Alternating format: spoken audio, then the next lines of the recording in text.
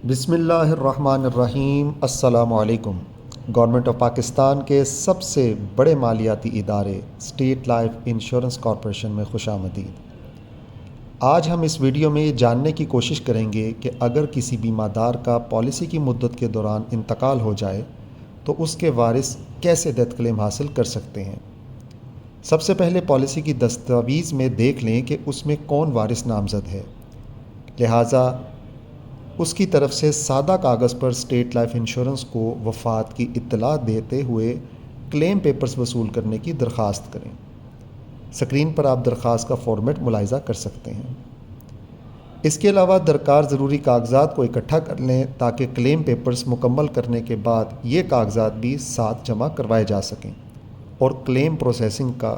عمل شروع ہو سکے۔ اب بات کرتے ہیں کہ وہ ضروری کاغذات کون کون سے ہیں، جس میں سب سے پہلے اصل پالیسی کی دستاویز ہے، پالیسی فائل ہے جو آپ کے پاس موجود ہوگی، مرحوم بیمہ دار اور دعوے دار اور شناخت کنندہ کے شناختی کارڈ کی تصدیق شدہ کاپی،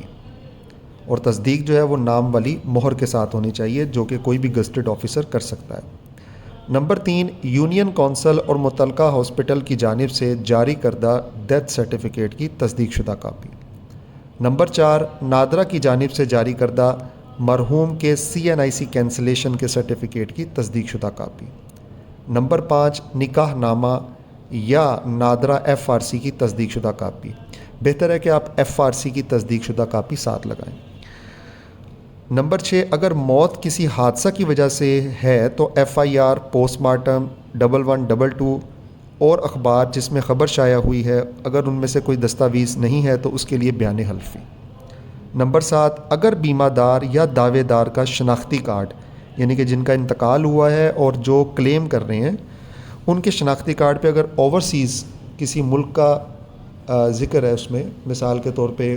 کسی کا کنٹری آف اسٹے UAE لکھا ہوتا ہے یا کنٹری آف اسٹے فرانس لکھا ہوتا ہے، تو اس صورت میں مکمل پاسپورٹ کی کاپی آپ نے ساتھ لگانی ہے۔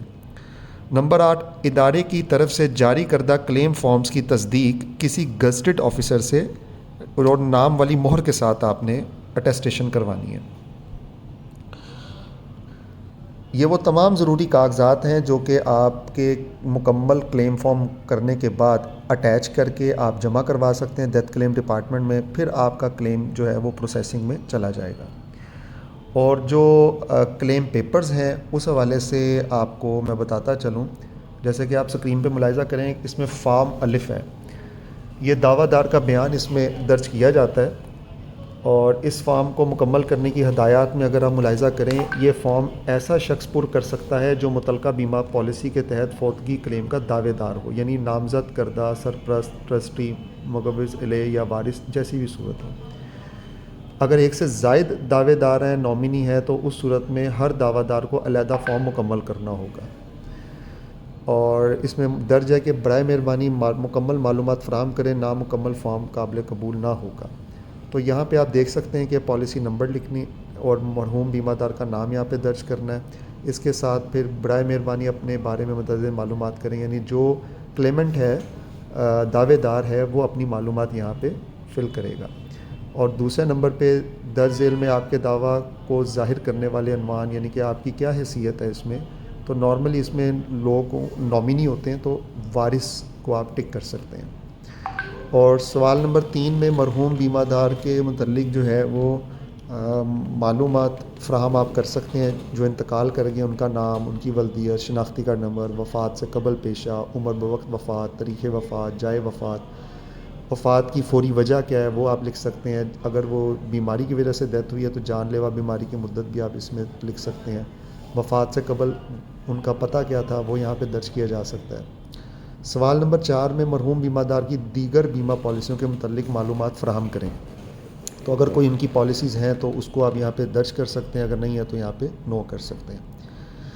اور صفحہ نمبر 2 پہ مرحوم بیمہ دار نے پہلی مرتبہ خراب طب کا اظہار کب کیا، یعنی کہ کب انہوں نے اظہار کیا تھا کہ ان کی طبیعت خراب ہے، وہ آپ لکھ سکتے ہیں۔ ظاہر کردہ شکایت کی نوعیت بیان کر سکتے ہیں۔ وفات سے قبل جن ڈاکٹروں سے رابطہ کیا گیا ان کی تفصیل بیان کریں، ان کی ڈاکٹر کا یا ہسپتال کا نام، پتہ، علاج کی تاریخ، شکایت یا بیماری وغیرہ کی تفصیلات آپ لکھ سکتے ہیں۔ سوال نمبر 7، مرحوم بیمہ دار کی گزشتہ 3 سال کی بیماریوں کے متعلق درج معلومات فراہم کریں۔ اگر تو وہ مرحوم بیمار رہے ہیں اور ان کا ٹریٹمنٹ ہوتا رہے تو آپ وہ بھی یہاں پہ درج کر سکتے ہیں۔ سوال نمبر 8 میں مرحوم بیمہ دار کے لواحقین کی تفصیلات جو بھی ایف آر سی پہ آپ ملاحظہ کریں گے تو اس کے مطابق آپ یہاں پہ درج کر سکتے ہیں۔ سوال نمبر 9، اگر بیمہ دار نے کوئی وصیت چھوڑی ہے تو اس کی ایک کاپی منسلک کر دیں، اگر چھوڑی ہے تو لگا دیں، نہیں تو یہاں پہ نہیں کر دیں۔ مقام دستخط، تاریخ دستخط اور دعوے دار کا فون نمبر آپ یہاں پہ درج کر سکتے ہیں، اور دستخط دعویٰ دار جو کلیمنٹ ہے وہ یہاں پہ اپنے دستخط کرے گا۔ اور اقرار نامہ میں آپ پڑھ سکتے ہیں کہ میں خلفیہ بیان کرتا یا کرتی ہوں کہ مذکورہ بالا تمام سوالات کے جوابات مکمل طور پر درج کیے گئے ہیں اور میں نے کسی حقیقت احوال کی پردہ پوشی نہیں کی۔ میں ہر اس شفا خانے، معالج اور طبیب کو جہاں سے متوفی بیمہ دار نے علاج کرایا تھا اس کی امر کی اجازت دیتا ہوں کہ ہندو طب اسٹیٹ لائف کو متوفی بیمہ دار کی صحت و علاج تشخیص کے بارے میں مکمل معلومات فراہم کریں۔ اور نیچے جو تصدیق نامہ ہے اس میں کسی بھی گزٹڈ آفیسر سے آپ اسے اٹیسٹیشن کروا سکتے ہیں، اور یاد رہے کہ جو اٹیسٹیشن ہے وہ نام والی مہر کے ساتھ ہونی چاہیے۔ اس کے ساتھ جی سند شناخت فارم جیم ہے۔ یہ فارم ایسا شخص مکمل کر سکتا ہے جو متوقع بیمہ دار کو ذاتی طور پہ جانتا ہو، تدفین میں شریک ہوا ہو اور جس کا اس بیمہ پالیسی سے کوئی ذاتی مفاد نہ ہو، اور نہ ہی وہ بیمہ دار اور دعویٰ دار کا رشتہ دار ہو، یعنی کہ کوئی گواہی دے سکتا ہے جو جاننے والا ہو، تدفین میں شریک ہو، تو وہ یہاں پہ اسے مکمل کر سکتا ہے۔ اوپر آپ پالیسی نمبر لکھ سکتے ہیں، دعوے دار کا نام آپ یہاں پہ مینشن کر سکتے ہیں، اور اس کے ساتھ ہی آپ ملاحظہ کریں تو یہاں پہ جو تصدیق کر رہا ہے، سند شناخت دے رہا ہے، وہاں پہ وہ اپنا نام لکھے گا۔ میں اقرار کرتا ہوں کہ محترم فلاں ولد فلاں جن کی حیات پر اسٹیٹ لائن نے متعدد بالا پالیسی جاری کی تھی، ان کو میں ان کی وفات سے اتنے سال یا اتنا عرصہ پہلے سے جانتا ہوں۔ مرحوم اتنے سال اور اتنے ماہ بارزہ بیماری کے یا رہنے کے انتقال کر گئے، ان کے ظاہری حد و حال جو بھی ہیں وہ یہاں پہ لکھے جا سکتے ہیں۔ اور پھر اس کے بعد جو تصدیق کرنے والا ہے وہ یہاں پہ دستخط کرے گا اپنے۔ میں تصدیق کرتا ہوں کہ محترم جو دعوے دار ہیں وہ اسی پالیسی کے دعوے دار ہیں جن کی حیثیت وارث کے بیمہ دستاویز پہ درج ہے، اور وہ اپنے دستخط کرنے کے بعد مقام دستخط، تاریخ، اپنا نام، شناختی کارڈ، پتہ اور فون نمبر یہاں پہ درج کرے گا، اور پھر اس کے نچلا جو پورشن ہے تصدیق کا وہ بھی کسی گزٹڈ آفیسر سے کروائی جا سکتی ہے، جیسے آپ نے پہلے جو فارم الف ہے دعوے دار کا بیان وہاں پہ کروائی، اس سے بھی آپ یہ تصدیق کروا سکتے ہیں۔ پھر تیسرا فارم دال ہے جسے آجر کی صنعت کہتے ہیں، امپلائڈ سرٹیفکیٹ ہے۔ یہ تب اپلیکیبل ہوتا ہے جب بیمہ دار جن کا انتقال ہوا ہے وہ کسی جگہ پہ ملازمت کرتے ہوں اور ان کی ملازمت کا وہاں پہ پراپر ریکارڈ ہو، تو ان امپلائر کی طرف سے ایک سرٹیفکیٹ ایشو کیا جاتا ہے یا یہ فارم مکمل کروایا جا سکتا ہے کہ یہ متوفی جو ہیں فوت ہونے والے وہ اس آرگنائزیشن میں ایز اے امپلائی کام کر رہے تھے، اور ان کی اتنے عرصے سے جو ہے وہ حاضری کی تفصیلات اس میں موجود ہیں،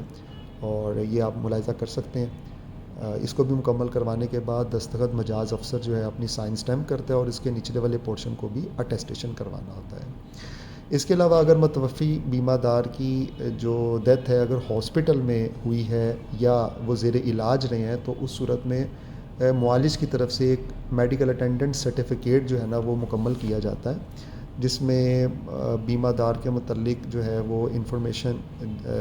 لی جاتی ہے اٹینڈنٹ کی طرف سے کہ اس کی پرائمری کاز آف ڈیتھ کیا تھی، سیکنڈری کاز آف ڈیتھ کیا تھی، اور آپ نے اس میں کیا بیماری کے جو ہیں وہ دیکھیں ٹریٹمنٹ کے کس طرح ہوتا رہا ہے، یا ان میں کیا کیا جو